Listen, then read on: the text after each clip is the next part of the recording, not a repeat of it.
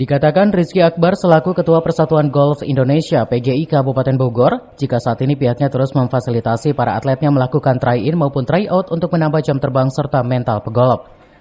Bahkan ada 3 atlet yang saat ini diterjunkan pada kejuaraan Olimpik Jabar Open yang berlangsung di lapangan golf Gunung Gelis. Di kejuaraan ini menurut Ketua PGI Kabupaten Bogor, dirinya bisa memonitoring atau tolak ukur daerah lain sebelum Porprov Jabar. Target 3 medali emas pada event bergengsi 4 tahunan setanah Pasundan ini adalah harga mati yang harus diwujudkan ke 7 atlet andalan PGI Bumi Tegar Beriman.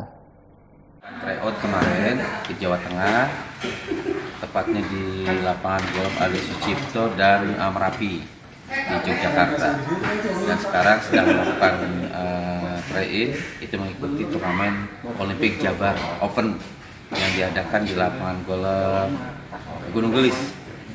Kita menurunkan 3 atlet putra.